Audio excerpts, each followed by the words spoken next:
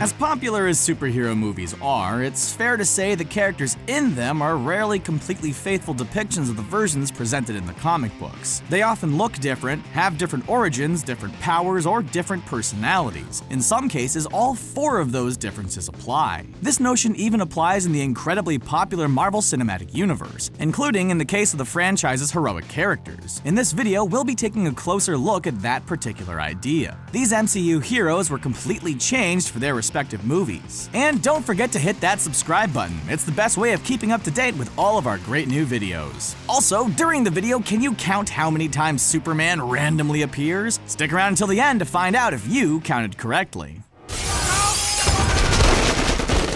Guys, stop. We gotta talk this through. It's good talk. No, it wasn't. Iron Man. Robert Downey Jr.'s Iron Man is a shining example that changing characters from comics can work brilliantly in a movie. Tony Stark is the charismatic flagship character in the MCU, and the main reason the franchise exists at all. He's so popular that it barely gets mentioned that he's nothing like the classic character from the comics. The MCU version of Stark has certainly had his issues, but not to the dark extent that the comic book version has had them. Comic book Stark is a genuine alcoholic. There's even a storyline called Demon in a Bottle. And while MCU Stark drinks, he comes across as more of a party animal than a booze-reliant lost cause. That's not the only difference between the versions, however. MCU Stark's relationship with Pepper Potts simply didn't happen in the comics. The pair like each other and have kissed, but they were never actually together. In fact, Potts' most well-known relationship was with Happy Hogan, who Jon Favreau plays in the MCU. Stark also has far more versatile armors in the comics. He didn't create Ultron, and he's been a member of other superhero teams like the Guardians of the Galaxy. But there's no denying how awesome Downey Jr.'s character is. He just can't do any wrong, even if 2 out of 3 of his solo movies were actually awful. Now bring it down hard. Someday, put it together. What are you doing? Dance off, bro. Me and you. Star-Lord. Chris Pratt's Star-Lord has every chance of becoming the face of the MCU once Robert Downey Jr. departs. That's just how popular he is. The leader of the Guardians of the Galaxy, Peter Quill, is funny, cocky, and charismatic, but he's nothing like the comic book version of the character. Comic book Quill is quite cocky, but he doesn't possess the humor and wit of Pratt's version. However, the biggest difference between the two versions is Quill's family heritage. The MCU presented Ego the Living Planet as Quill's father, Ego being a celestial who wanted to experience love. So he headed to Earth in human form and founded with Quill's mother. In the comics, Quill has a completely different father, Jason of Spartax, a far less powerful individual. His childhood was different as well. His mother was murdered by 2 Badoon soldiers, both of whom young Peter killed with a shotgun. She didn't have a brain tumor. Comic book Quill also ended up in space in completely different fashion. He joined NASA and became an astronaut, and the Ravagers captured him after his ship became stranded up in space. They weren't sent to Earth to pick him up when he was a boy. We wouldn't have MCU Quill any other way, though. He's every bit as awesome as his mixtapes. But we need to go.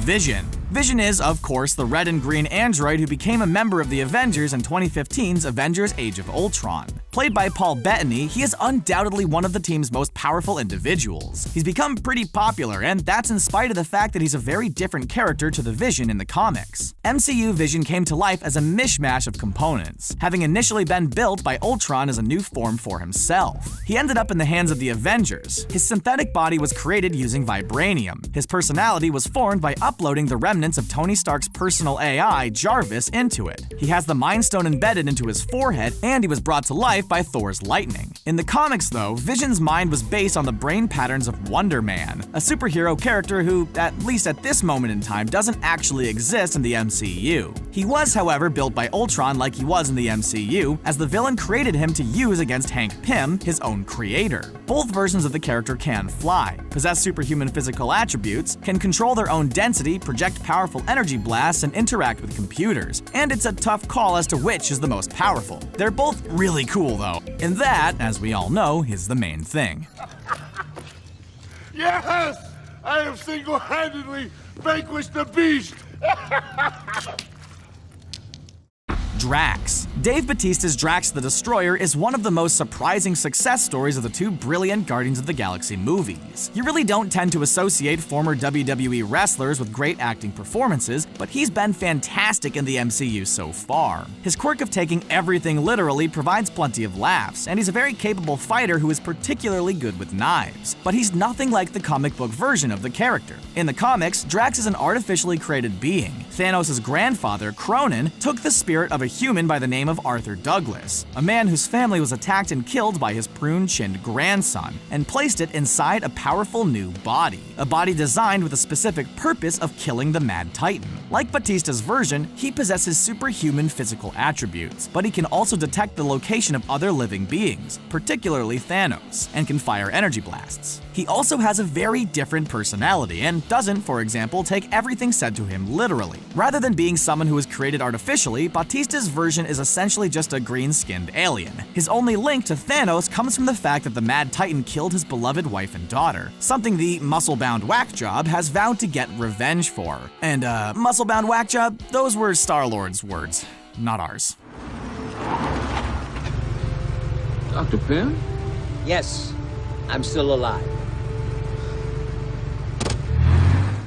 Hank Pym. When Michael Douglas was cast as Hank Pym in the Marvel Cinematic Universe, eyebrows were certainly raised. While Douglas was a fantastic coup for the franchise, he would also be 71 years of age when the first Ant-Man movie was released in 2015, and that immediately indicated to fans of the franchise that MCU Pym would be very different from the comic books. Comic book Pym is typically a relatively young man and a founding member of the Avengers, so for him to be depicted as a former superhero in his 60s or 70s and not a founding member of the Avengers in the MCU was quite bizarre. While comic book Pym can be lighthearted and cocky, he's also a much darker and more tragic figure than his MCU counterpart. In the comics, it was Pym who was responsible for the creation of Ultron, not Tony Stark like it was in the movies. And in addition to the guilt he regularly experiences over that, he also has to deal with the fact that he has beaten his wife Janet on several occasions over the years. Although he didn't lose her in the quantum realm like in the MCU version, which has to count for something. In the future, we may learn more about Douglas's version of the character that mirrors the character he's based on. But for now at least, they are very, very different people.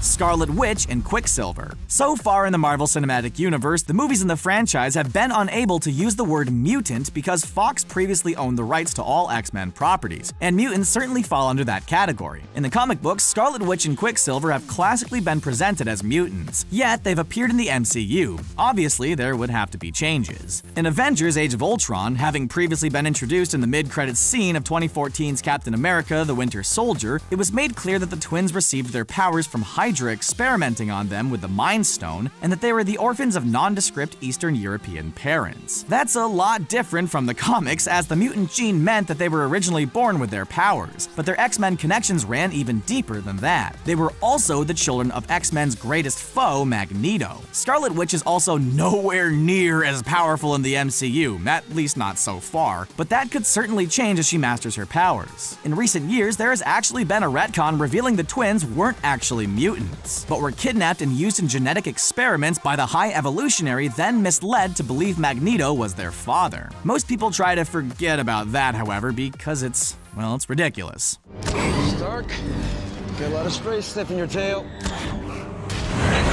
Just trying to keep him off the streets. Well, they can't bank worth a damn. Find a tight corner.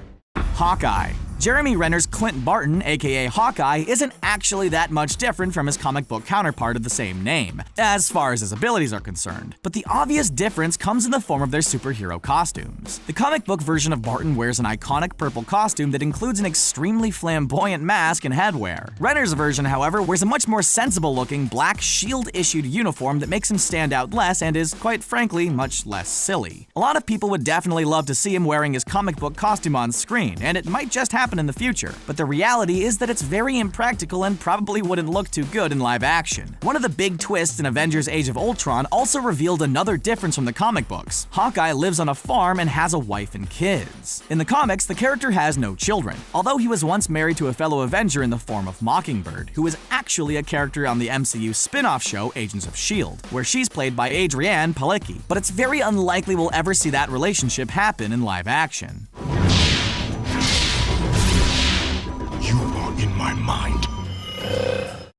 Adam Warlock. Now, there's not a lot to say about the Marvel Cinematic Universe version of Adam Warlock, because he hasn't even been seen on screen yet in the franchise. What we can say is that we already know he's going to be very different to the comic book version of the character. In one of the many mid-credit scenes of 2017's Guardians of the Galaxy Volume 2, the Sovereign High Priestess Aisha unveiled a birthing pod and announced that within it, there was a perfect being growing who would go on to destroy the Guardians once he was born. Aisha said his name would be Adam, and it's been confirmed that he would be the Adam Warlock of the MCU. In the comics, Warlock was actually created on Earth by a group of scientists called the Enclave, who sought to create a perfect human, and Aisha was actually later created as a female replicant. Warlock rebelled against his creators, came into conflict with Thor, then fled into space. His powers include superhuman physical attributes, energy manipulation capabilities, and teleportation. It isn't known whether the MCU version will possess the same abilities, but his origins are certainly completely different to the character he's based on, and we're sure to find out in the future what he's capable of, and what hilarious nicknames the likes of Star-Lord and Rocket have in store for him.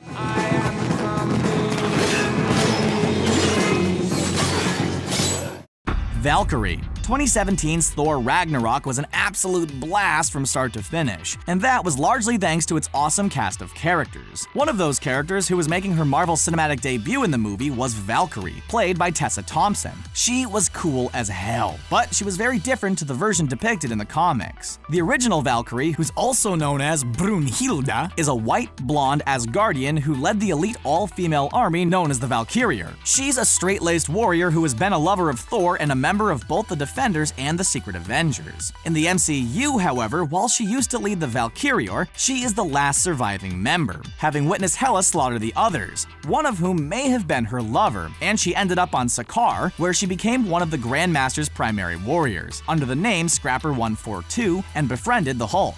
MCU Valkyrie is an alcoholic and something of a sadist, which helps her to cope with her PTSD and unattainable hope of running away from her problems and memories. Thompson's version is also bisexual and, most pertinently, black, which was a huge step in Hollywood, given the perceived tendency of roles in comic book movies being whitewashed. Allow me to introduce myself. My name is Korg. I'm kind of like the leader in here. I'm made of rocks, as you can see, but don't let that intimidate you. You don't need to be afraid unless you're made of scissors.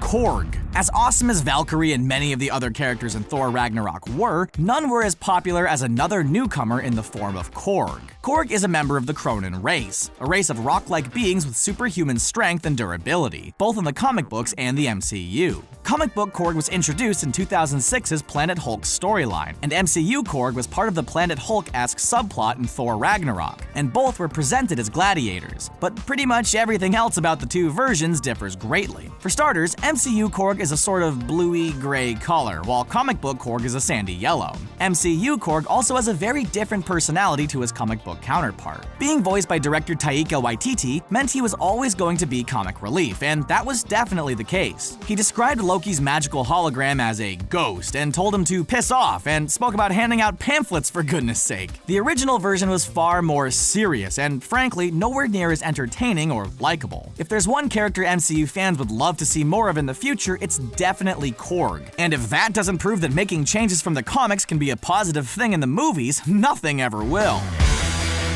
And that's the end of our video. Did you enjoy it? Which other MCU heroes were very different to their comic book counterparts? Let us know your thoughts in the comment section below, and don't forget to like, share, and subscribe for more great videos just like this one. And the number of times Superman randomly appeared was, well, we hope you had fun counting. Bye for now.